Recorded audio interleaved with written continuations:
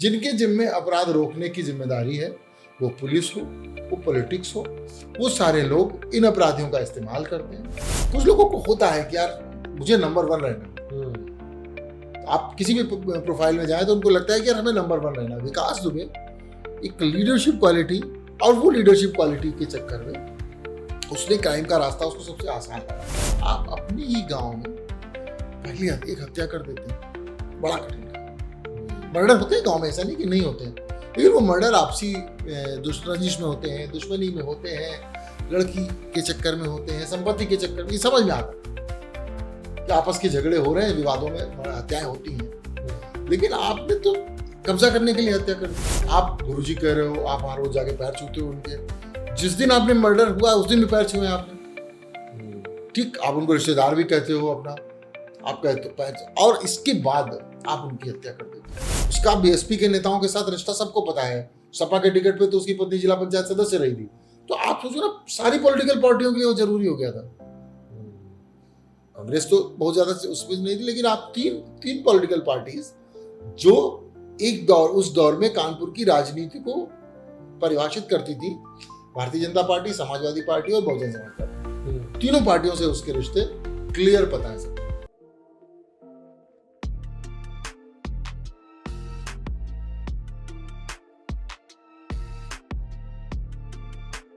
नमस्कार दोस्तों, स्वागत है आप सबका बोलते किताबों के एक और मजेदार एपिसोड में। आज हम लेकर आए हैं एक ऐसी कहानी जो कानपुर की गली से निकलकर पूरे देश की सियासत और सिस्टम का काला सच सामने रखती है। ये कहानी है विकास दुबे की, एक ऐसा नाम जिसे कानपुर का सबसे बड़ा गैंगस्टर कहा गया, जो सियासत में भी उतना ही असर रखता था जितना अंडरवर्ल्ड में। डॉक्टर संजीव मिश्रा की किताब बवाली कानपुरिया सिर्फ एक गैंगस्टर की कहानी नहीं है, बल्कि उस पॉलिटिक्स क्राइम नेक्सस का दर्पण है जहाँ से ऐसे बवाली पैदा होते हैं। इस पॉडकास्ट में हम बात करेंगे विकास दुबे के बचपन से लेकर माफिया बनने तक के सफर की, नेतागिरी और गुंडागर्दी के खेल की, बिकरू कांड की और उसके एनकाउंटर की, और सबसे बड़ा सवाल, क्या सिस्टम ने विकास को बनाया या विकास ने सिस्टम को यूज किया। इससे पहले वीडियो शुरू करें, आप सबसे रिक्वेस्ट है कि वीडियो को एंड तक जरूर देखिएगा, और अगर आपने अभी तक सब्सक्राइब नहीं किया तो प्लीज कर लीजिएगा, क्योंकि ऐसे ही दिलचस्प कहानियों और लेखकों से मिलवाता रहेगा आपका अपना बोलती किताबें। चलिए शुरू करते हैं। संजीव सर, आपका बहुत बहुत स्वागत है बोलती किताबों के एक और मजेदार एपिसोड में। बहुत धन्यवाद सर। आपकी किताब बवाली कानपुरिया विकास दुबे जैसी शख्सियत पर आधारित है, जहां तो उस शख्स ने एक अंडरवर्ल्ड की दुनिया में इतना नाम बनाया, वहीं जनता की सेवा करके राजनीति में भी कई बड़े आयाम हासिल करे। आपको ऐसा क्यों लगा कि एक ऐसे शख्स के ऊपर किताब लिखी जानी चाहिए जिसने जीवन भर सिस्टम के विपरीत ही काम किया?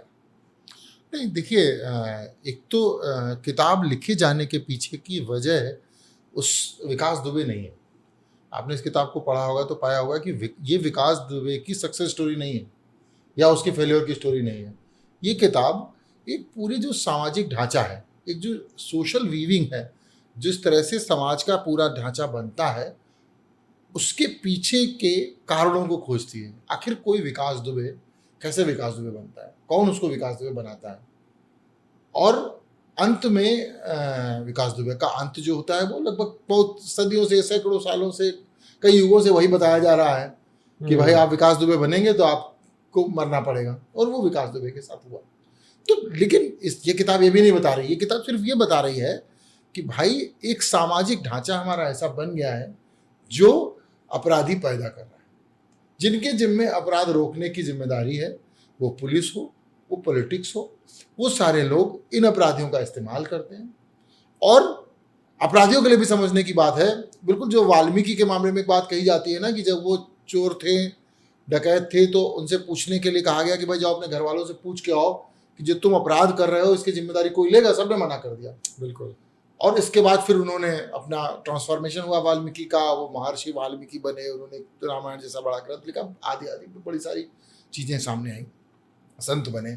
लेकिन उन्हीं इसी तरह से तमाम अपराधी इस देश में हैं जो बनते हैं परिस्थिति जन्य ढंग से अपराध। और ये किताब वही बात करती है कि आखिर विकास दुबे जैसा अपराधी, जिसने कितना बड़ा साहस किया, एक साथ पुलिस वालों की हत्या कर दी, एक साथ वातावरण को बिल्कुल बदल दिया, मतलब वो अपराधी कैसे अपराधी बना। ये किताब बेसिकली एक रिसर्च एनालिसिस है, एक प्रोसेस की, जहां अपराधी का निर्माण होता है और कौन लोग हैं जो उसके निर्माण की कारण होते हैं, कौन लोग हैं जिनके कारण वो अपराधी बनता है। अपने अंदर का भी उसकी जिजीविषा अपराधी बनने की होगी, निश्चित रूप से होगी, लेकिन वो जिजीविषा रोकी जा सकती थी। वो विकास दुबे को किसी मोड़ पर रोका जा सकता था कि भाई ये गलत है। समय रहते उसको गिरफ्तार करके जेल में डाल दिया जाता, समय रहते उसके खिलाफ प्रॉपर कार्रवाई हो गई होती, उसको लगता कि ना पुलिस मेरे साथ है ना नेता मेरे साथ है, मैं मेरे अपराध केवल मेरे साथ है। लेकिन उसके साथ उल्टा हुआ ना, उसके साथ पुलिस भी थी, उसके साथ पॉलिटिक्स भी थी, और वो खुद पॉलिटिक्स में मजबूती के साथ। बिल्कुल। तो मुझे लगता है ये किताब इसलिए नहीं लिखी गई, ये विकास दुबे की किताब है। ये किताब समग्र सामाजिक ढांचे की किताब है, किस तरह समाज चलता है, किस तरह समाज अच्छे और खराब लोगों का निर्माण करता है, ये किताब उस पर लिखी गई। बिल्कुल बिल्कुल, जिस तरीके से आपने पुस्तक की रूपरेखा दी है वो वाकई में काबिले तारीफ है। जितना मैंने पढ़ा, उस तरीके से मैंने पाया कि आपने बड़े ही आसान शब्दों में पूरी किताब लिखी है। शुरू से शुरुआत करते हैं। आपने जहाँ से विकास दुबे का जन्म हुआ वहाँ से इसकी कहानी शुरू करी है। आपने ये भी लिखा है कि विकास दुबे अपने शुरुआती दिनों में, बचपन के दिनों में एक इंटेलिजेंट स्टूडेंट था। आपने ये भी लिखा कि उसने अपना पहला ऑफिशियल क्राइम जो दस्तावेजों में दर्ज हुआ वो अपनी टीनेज में ही कर दिया था। टीनेज मतलब 18 साल की उम्र से पहले ही। तो जो इंटेलिजेंट स्टूडेंट रहा होगा उससे एक क्रिमिनल माइंडसेट तक का जो ट्रांजिशन हुआ होगा वो कैसे हुआ होगा? नहीं, देखिए, विकास दुबे इंटेलिजेंट तो था, इसके कई सारे प्रूफ हैं। मैं बताऊं कि कानपुर में एक कॉलेज है, पीपीएन कॉलेज। अब कानपुर जैसे शहरों में एक आध कॉलेज होते हैं जो बड़े मजबूत होते हैं, और जिन कॉलेजों में एडमिशन होता है उन्हीं का होता है जो टॉपर्स होते हैं। बिल्कुल। पीपीएन कॉलेज उस दौर में वैसा ही कॉलेज था, और आज भी वैसा ही है। जिनको डीयू पढ़ने नहीं आना है, जिनको बाहर नहीं जाना है इंजीनियरिंग करने, वो, और जिनको ह्यूमैनिटीज़ पढ़नी है, जिनको साइंस स्ट्रीम में पढ़ाई करनी, कॉमर्स में पढ़ना है, और जिनको लगता है कि वो अभी भी उनकी पहली चॉइस पीपीएन कॉलेज है अगर कानपुर में रह के पढ़ना है, उसका एडमिशन उस पीपीएन कॉलेज में हुआ था। इसका मतलब पढ़ने में अच्छा था, पहली बात। दूसरा, टीनेज पार करने के बाद, 18 होने के बाद, 18 साल का होने के बाद, वो प्रॉपर सेना के कई एग्जाम्स में सफल हुआ। इसका मतलब उसके अंदर कुछ तो था, पढ़ने में अच्छा था जी। वो जेल से एग्जाम देने आता है, इसका मतलब उसके अंदर पढ़ने की भी उतनी इच्छा थी। अदरवाइज वो इतना बड़ा अपराधी बन गया था, उसको क्या जरूरत थी कि वो जेल में रहते हुए पेपर देता। वो जेल से पेपर देने आया, पढ़ तो एग्जाम दे रहा था। वो भी सब बहुत अच्छा कॉलेज है वहाँ का, SSD कॉलेज है, वहाँ एग्जाम देने आ रहा था। तो कुल मिलाकर उसके अंदर पढ़ने की इच्छा तो होगी, ये तो तय हो गया। बिल्कुल। लेकिन अब जब आपकी मेधा को सही दिशा नहीं मिलती है तो वो कभी अपराध की तरफ, आपने देखा ना, जितने बड़े ठग होते हैं बड़े तेज होते हैं। अब आजकल साइबर क्राइम बहुत बढ़ रहा है, तो जो साइबर क्रिमिनल है वो उसका दिमाग टक्कर तो इंजीनियर को दे रहा है ना, जो साइबर हैकर्स होते हैं। हैकर्स एथिकल हैकर बनते हैं तो बहुत अच्छे होते हैं, लेकिन जो अनएथिकल हैकर होते हैं वो दिमाग तो वो टक्कर तो एथिकल हैकर को दे रहे होते हैं ना। कभी वो जीतते हैं, कभी वो हारते हैं। एक किसकी फिल्म आई थी, शाहरुख की, किसकी थी, रावण। तो वो तो बड़ा सीधा फंडा था ना कि दोनों के पास बुद्धि का लेवल सेम है, एक गलत दिशा में लगा रहा है, एक सही दिशा में लगा रहा है। तो विकास ने अगर ये दिशा, उसको सही दिशा मिल गई होती, या उसने सब कुछ अपनी मेधा का उपयोग सही दिशा में किया होता, शायद वो किसी दूसरी जगह होता, तो उसकी तो वो आज मरा नहीं होता, तो शायद उसका जीवन अलग होता। बट वही शायद पे पूरी दुनिया चलती है। लेकिन अल्टीमेट बात ये थी कि वो एक मेधावी था, एक मेधावी बालक, जिसको एक सही दिशा मिल सकती थी, वो शायद नहीं मिल पाई। क्योंकि जब पहला उसने जब क्राइम किया तो जहाँ पे वो अपने रिश्तेदारों के यहाँ गया था वहाँ अपराध हुआ, उसको मज़ा आया होगा, उसको लगा होगा यार कि अपराध करने से ये आनंद आता है, लोग डरते हैं।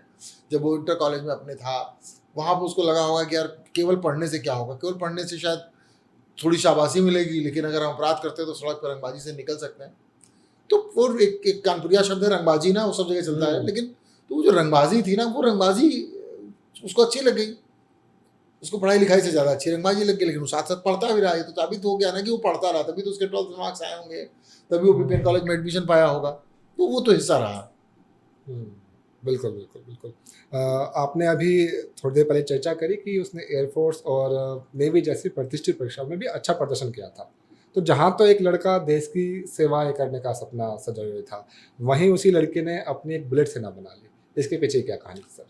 ये देखिए, बार बार वही बात है। अल्टीमेट कहानी क्या है कि उसको उस विकास दुबे का पूरा आप एटीट्यूड पाओगे तो वो हर क्षेत्र में लीड करना चाहता है। विकास दुबे पर एक अंग्रेजी की कहावत है, don't follow me, don't lead me. उसका आधा हिस्सा ये है कि don't follow me, come with me, but वो डोंट फॉलो मी के पक्ष में नहीं था। उसके उसने आधे हिस्से को अंगीकार किया कि वो खुद लीड करना चाहता था, लोग उसके पीछे चले। कुछ लोगों को होता है कि यार मुझे नंबर 1 रहना है।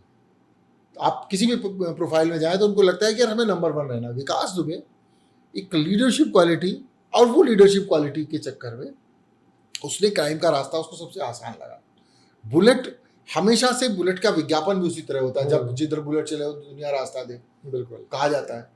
तो जो अब वो बुलेट एक प्रतीक है कि वो रास्ता लेना चाहिए, जहां से हम शुरू होते लाइन वहां से, जहां हम खड़े होते लाइन वहां से शुरू होती है। जी। इस कॉन्सेप्ट के साथ जब आदमी को लगने लगता है कि यार मैं ही सब कुछ कर सकता हूँ, या मैं जो कर रहा हूँ उसी से सब कुछ मिल रहा है, तो चीजें बदलती हैं।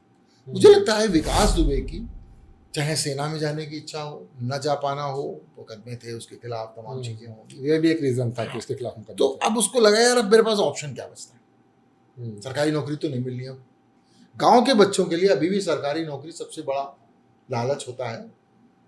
वो मतलब मैंने देखा है कि गांव के लड़कों ने इंजीनियरिंग की है, उसके बाद प्राइमरी के टीचर की जगह मिल गई तो चले गए, उन्होंने कहा यार शांति से नौकरी करेंगे, हमें नहीं गुड़गांव की और नोएडा की और बेंगलोर की सॉफ्टवेयर कंपनियों में जाके जूझना है, और उसके बाद पैसे भी उतने नहीं मिलते, यहाँ तो कम से कम पैकेज प्रोफाइनल है। तो ये भी मैंने देखा। तो इसलिए जब ग्रामीण अंचल से निकला व्यक्ति निश्चित रूप से चाहता है कि मुझे एक लीडरशिप भूमिका में रहना है, उसको समझ में आ गया होगा।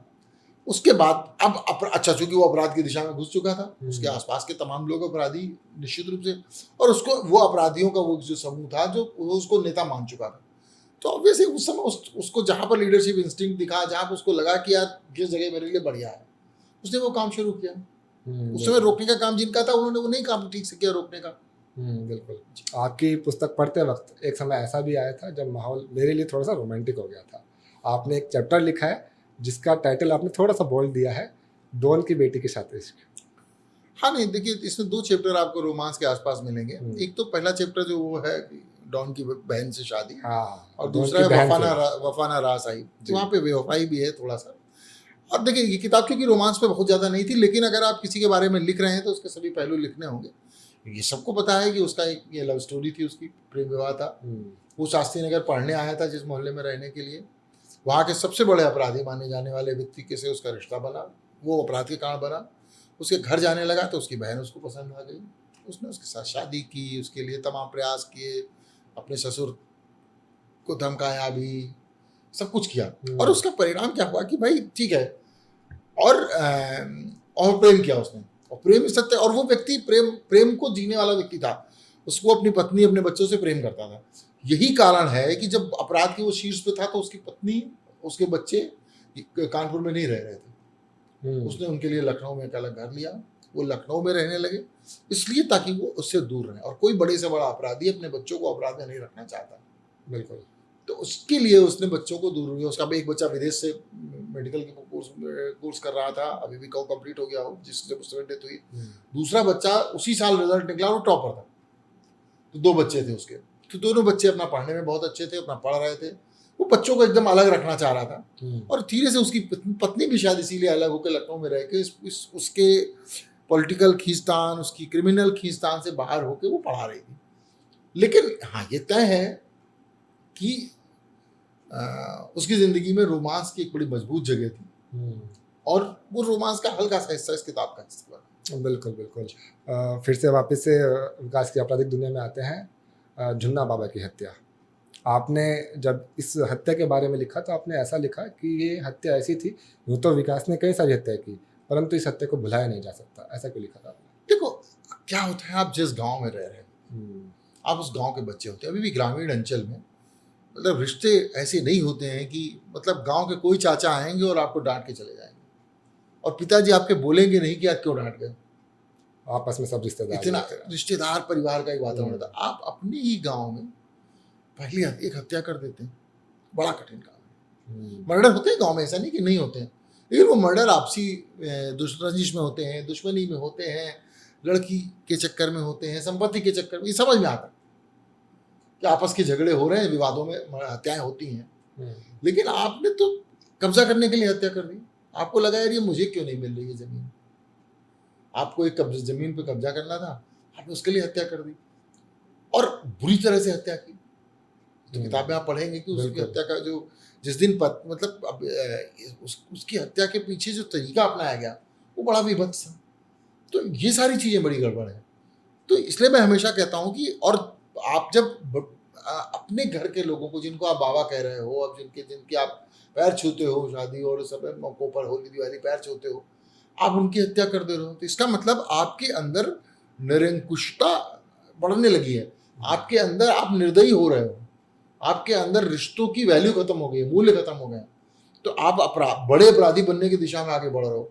तो वो जो एक माइलस्टोन था आपके विकास दुबे की अपराध की यात्रा का, वो बड़ा कठिन था। जिसे आप कभी पढ़ते हो ना कि छोटे भाई ने बड़े भाई की हत्या कर दी, कोई बड़ा माइलस्टोन होता है, उसके लिए बहुत कलेजा तो नहीं चाहिए, कलेजा छोटा घटिया शब्द होगा इसके लिए, उसके लिए बहुत निर्लज्जता चाहिए, उसके लिए बहुत आपको अपराध का घटियापन चाहिए कि आप जिनकी कल तक पैर छूते रहे हो, उनकी आप हत्या कर दो।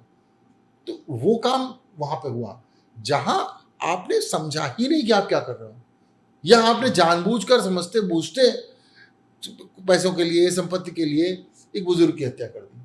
इसलिए मैंने इस किताब में भी कहा और मेरा अभी भी मानना है कि वो हत्या एक ऐसा माइलस्टोन था जो उस अपराधी के विभत्स स्वरूप की यात्रा पर ले जाता है।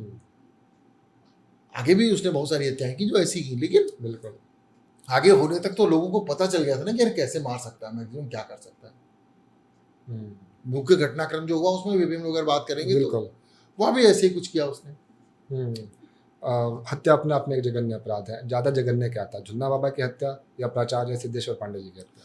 कोई इसमें कंपटीशन नहीं हो सकता, दोनों चीजें अलग अलग। मैं वही कह रहा था ना, अभी मैं जान रहा था अगला सवाल होगा, इसलिए मैंने कहा देखिए अब वहां भी वही है, आप गुरुजी कह रहे हो, आप वहां रोज जाके पैर छूते हो उनके, जिस दिन आपने मर्डर हुआ उस दिन भी पैर छुए आपने, ठीक, आप उनको रिश्तेदार भी कहते हो अपना, आप कहते हो पैर, और इसके बाद आप उनकी हत्या कर देते हो, वो भी प्रॉपर्टी के लिए। तो आप देखो कि क्या कॉन्सेप्ट हो रहा है। आप एक अपराधी धीरे धीरे धीरे धीरे पहले गांव के व्यक्ति की हत्या करता है, चलो गांव के व्यक्ति को, फिर पिता, माता पिता और गुरु का दर्जा बिल्कुल डिफरेंट दिया गया है। आप गुरु की हत्या कर देते हो जिसने आपको पढ़ाया है, जिसको आप गुरुजी कहते हो, जिसके आप पैर छूते हो प्रॉपर्ली, मतलब, और आप उनकी हत्या कर देते हो। क्यों? क्योंकि भाई वो बगल वाली जमीन जीत गए थे कोर्ट से, उनकी थी, उसके बावजूद आप कुछ आप चाहते हो तो कब्जा करना है आपको। आपके अंदर एक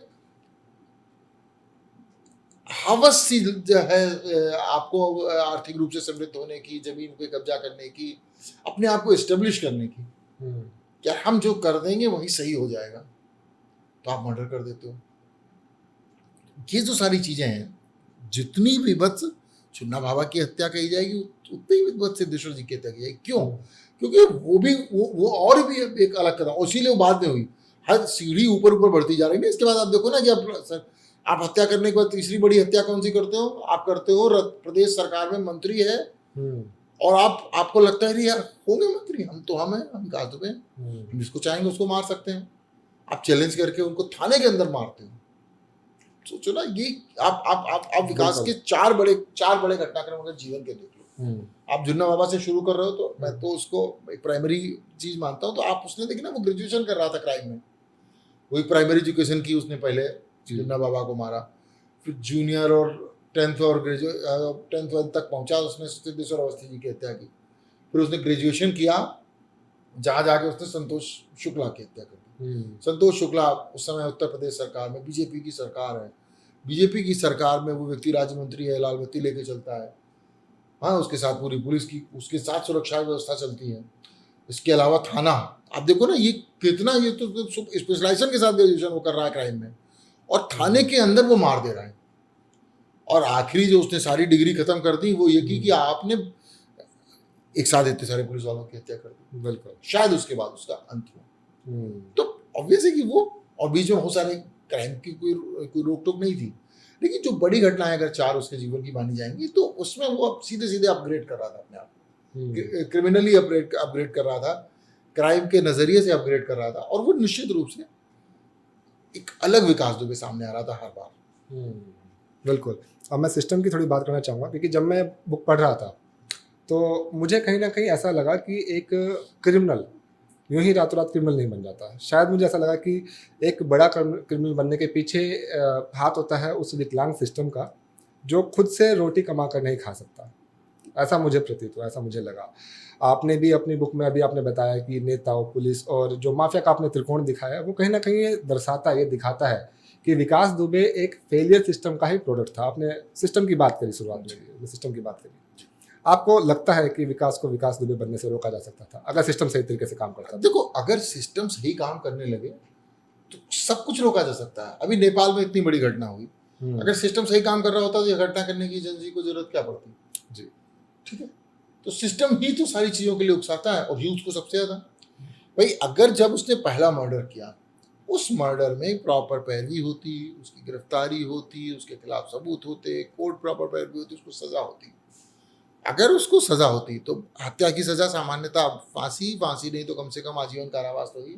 बिल्कुल। तो वो कितने साल जेल में रहता? अगर वो जेल में रहता तो इस दौर में अपराधों से थोड़ा दूर हो जाता कि नहीं होता? उसके आसपास के लोग जो भले उस दौर में बच गए होते, लेकिन वो उनको डर लगता कि सजा हो सकती है। ये पूरे सिस्टम का फेलियर था। उसी घटना के बाद जो दूसरी बड़ी घटना हुई, उसमें तो वो मतलब आप समझो संतोष शुक्ला के हत्याकांड में तो बरी हो गया था नीचे की अदालत से। सारे गवाह, मतलब आप सबको पता, थाने के अंदर मर्डर हो रहा है, ठीक है।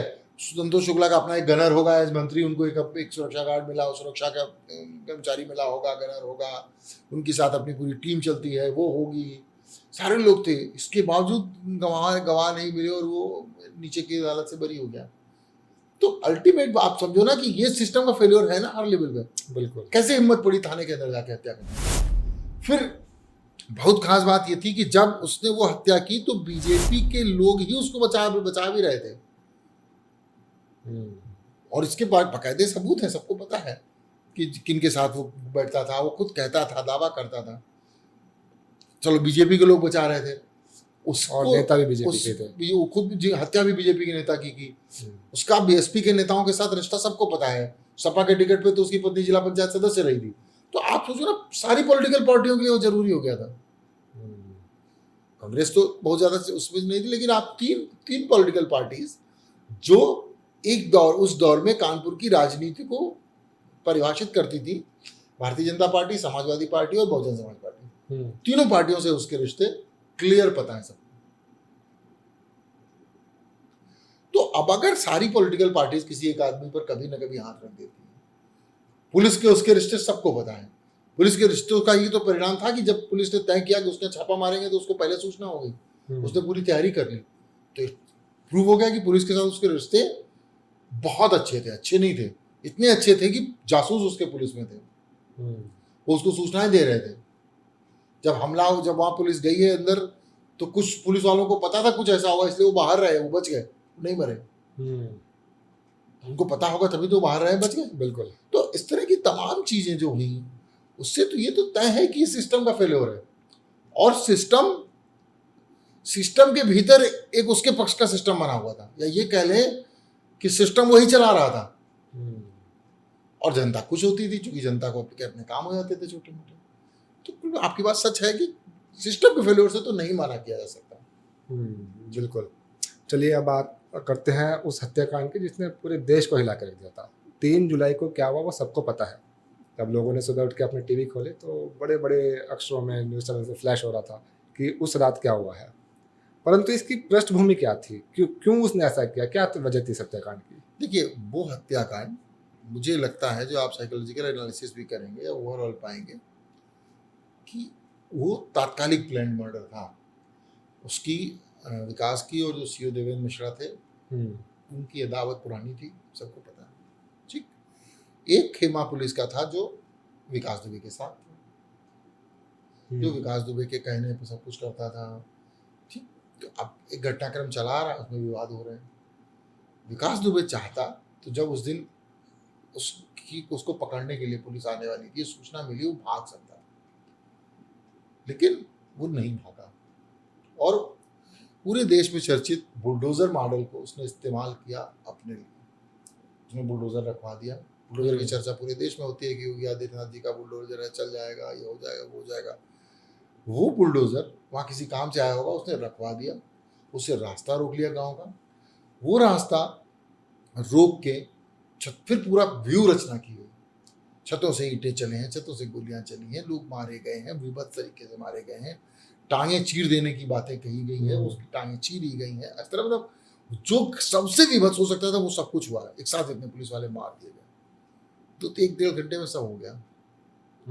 लोग भागे हैं, बचा के भागे हैं, अस्पतालों में पहुंचे हैं, कुछ घायल हुए हैं, और फिर वो भाग गया। आप देखो, इतने को मार के वो भाग जाता है, वो कितने दिनों बाद पकड़ा जाता है। बिल्कुल। तो ये सारी चीजें हुई। अब अगले दिन आप खूब सारे लोगों को मार लो, लेकिन उस दिन तो पुलिस वाले मारे गए ना, उस दिन तो कानून की हत्या हुई, उस दिन तो पुलिस के हौसले नहीं बुलंद थे ना।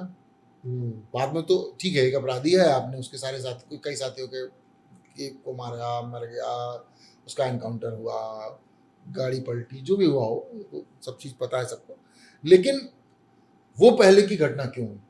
वो पहले की घटना निश्चित रूप से पुरानी अदावत होने के साथ साथ उसके मनबढ़ होने का परिणाम है, उसके डिसाइड करने का परिणाम है, उसके जिद्दी होने का परिणाम है। अच्छा देखो, तुम्हें बताते हैं, उसको ये पता था कि ये अंदाजा नहीं होगा क्या यार कि अगर हम इतने पुलिस वाले मार देंगे तो हम जिंदा नहीं बच पाएंगे। इसके बावजूद वो जिंदा बचने की कोशिश करता रहा। वो महाकाल पहुंचा, चिल्ला के बताया कानपुर वाला, उसको लगा कि मैं गिरफ्तार हो जाऊंगा तो जेल में रह लूंगा, एनकाउंटर नहीं होगा। लेकिन इतने के बाद अगर पुलिस, अगर ये सब नहीं होता तो शायद अलग ही तरह से परिभाषित किया जाता है पूरे घटनाक्रम को। बिल्कुल। तो ये कहना है कि उस दिन का घटनाक्रम कोई महीनों पहले से नियोजित था, ऐसा नहीं है, लेकिन तात्कालिक रूप से बहुत ढंग से नियोजित किया गया, व्यूह रचना हुई और एक जिद का परिणाम है। और पुलिस के अंदर के जो लोग थे, जिन्होंने जानकारी दी, जिन्होंने अंदाजा नहीं लगा पाया कि क्या हो पाएगा, पुलिस के अपने खुफिया सिस्टम के फेल्योर का परिणाम है और पुलिस के एकजुट ना होने का परिणाम। बिल्कुल। अभी आपने बताया वो गाड़ी पलटने वाली बात, कहीं ना कहीं वो जो एनकाउंटर हुआ था, हालांकि प्रशासन ने जो किया वो कानून के दायरे में करा, पर वो भी कहीं ना कहीं स्क्रिप्टेड लगता है। इसमें आपकी क्या राय थी? आपने अपनी रिसर्च में क्या पाया? नहीं, देखिए यार, आप कैसे कह सकते हैं स्क्रिप्टेड है, और आप कैसे कह सकते हैं स्क्रिप्टेड नहीं है? एज ऑथर, एज लेखक, एज जर्नलिस्ट, भाई दो हिस्से होते हैं हर चीज के। क्या गाड़ी नहीं पलट सकती? पानी बरस रहा था, आप पहले मैं पुलिस पक्ष से बात करता हूँ जी, पानी बरस रहा था, क्या गाड़ी नहीं पलट सकती? बिल्कुल पलट। और जो इतना बड़ा अपराधी है जो पुलिस को घेर के मार सकता है, तो क्या वो रिवॉल्वर छीन के भागने की कोशिश नहीं कर सकता? और 20-25 पुलिस वालों के बीच अगर रिवॉल्वर छीन के भागने की कोशिश करेगा तो क्या उस पर गोलियां चलता नहीं चला जाएंगी? अगर पुलिस नहीं चलाती तो पुलिस को चला देती। पुलिस को खुद भी बचना था, क्योंकि पुलिस वालों को मार चुका था। ये वाला हिस्सा वो है इस पूरे घटनाक्रम का जो पुलिस कहती है और जो हम सब लोग मानते हैं सही है, कोर्ट तक उसकी जांच होती है, सब चीजें हुई होगी। अब इसके दूसरे हिस्से पे आते हैं कि भाई पानी बरसने में देश भर की सारी गाड़ियां तो नहीं पलट जाती हैं। बिल्कुल।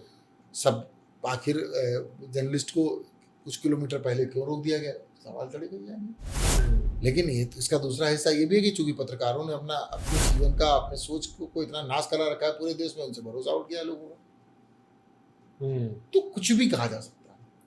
अल्टीमेट कहानी क्या है कि इस घटना के बाद विकास के लिए कोई सहानुभूति की लहर नहीं खड़ी हुई। इवन उसकी पत्नी तक ने उस समय तो उसके साथ उसकी इस एनकाउंटर को हत्या नहीं बताया। उसने नहीं कहा ना, उसने कहा कि ठीक है वो गलत किया, ये क्या उसका बयान है। तो अब जब आपके साथ कोई नहीं खड़ा है उस समय, तो आप अकेले इसलिए नहीं हो कि सामने वाला आपको अकेला कर रहा है, आप इसलिए अकेले हो क्योंकि तुलसीदास कह गए निजकृत कर्म भोग सब रहता। तो आपके अपने कर्मों का भोग है जो घूम के आ रहा है। वो कैसे आ रहा है, क्यों आ रहा है, इसके बहुत तरीके हो सकते हैं। हो सकता है कि कुछ नहीं होता, इतने सारे लोग कहते हैं इतने सारे लोगों की हाय लगी है, एक दिन अपनी बात गाड़ी से जा रहा होता, कोई एक्सीडेंट हो जाता है, डेथ हो जाती है, बहुत सारे लोगों की हो जाती है, फेयर क्रैश हो जाते हैं, तमाम चीजें हो जाती हैं, दुर्भाग्यपूर्ण ढंग से हो जाती है।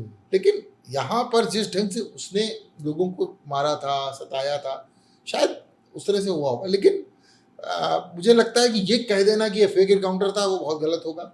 ये कह देना कि भाई वो तो भागा था तो अलग इशू है। लेकिन आज की तारीख में एक सामान्य रूप से कानून को मानने वाले नागरिक के रूप में, कानून को समझने वाले पत्रकार के रूप में, मैं कहूँगा कि हमें तो वही मानना होगा ना जो बिल्कुल क्लियर है, क्रिस्टल क्लियर है।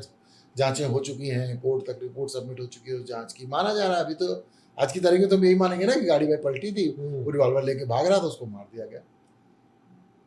बट और जनता को जो समझता है वो सब समझते हैं। बिल्कुल बिल्कुल। जब भी आप किसी की जीवनी लिखते हैं तो जो भी आप फैक्ट्स प्रोड्यूस करते हैं या फिर जो भी आप कहानियाँ बताते हैं, जो स्टोरी लिखते हैं, वो टू द पॉइंट होनी चाहिए। आप उसमें कुछ भी तोड़ मरोड़ के अपने हिसाब से नहीं लिख सकते। कितना मुश्किल था आपके लिए ये सारी इन्फॉर्मेशन कलेक्ट करना और इसको इतने नहीं, सिस्टमेटिक वे में रिप्रेजेंट करना? एक तो ये जीवनी किसी हालत में नहीं है, हम्म, बिल्कुल नहीं है। इस शायद मुझे इसका इसका लाभ मिला है क्योंकि मैंने इसको जीवनी मान के लिखा ही नहीं। मैं तो एक घटनाक्रम का विश्लेषण, रिसर्च एनालिसिस कर रहा था, शोध विश्लेषण, और मुझे लगा कि यार इस पर काम होना चाहिए।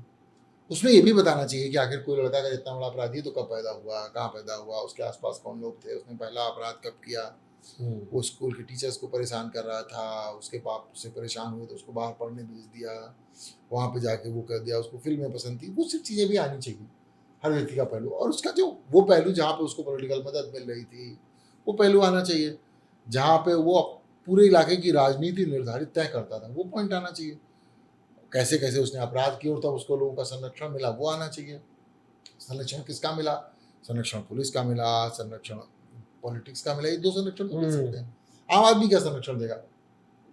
और उसके पैरेलली वो आम आदमी को संरक्षण दे रहा था। वो सड़क चलते लेखपाल को मार रहा था, सड़क का अपहरण कर रहा था, लोगों को बुला के बिठा रहा था, जो उसका मन आए वो कर रहा था। लेकिन एक तीसरा पहलू भी था कि भाई इन सब के बीच वो लोगों की मदद भी कर रहा था। सरकारी व्यवस्था में उसके इलाके में घूस लेने से पहले अधिकारी 4 बार सोचता था, क्योंकि पता नहीं कोई विकास भी ना हो। और दहशत भी इतनी थी कि एक पूरी पट्टी में, इंडस्ट्री में उसके पर्ची चलती थी, उसके नाम से भर्तियां हो जाती थी, तो लोगों को नौकरियां मिलती थी। तो ये दोनों चीजों का बड़ा मिश्रण है विकास दुबे, जहां ये पता चलता है कि यार एक आदमी कैसे कैसे रूप में सामने आ सकता है। और अगर समाज से जुड़े लोकतंत्र के तमाम अवयव उसके साथ खड़े हों या ना खड़े हों, लेकिन समाज के साथ न्याय करें, समाज की ज़रूरतों के हिसाब से न्याय करें, तो ऐसे अपराधी बनने से रोके जा सकते हैं।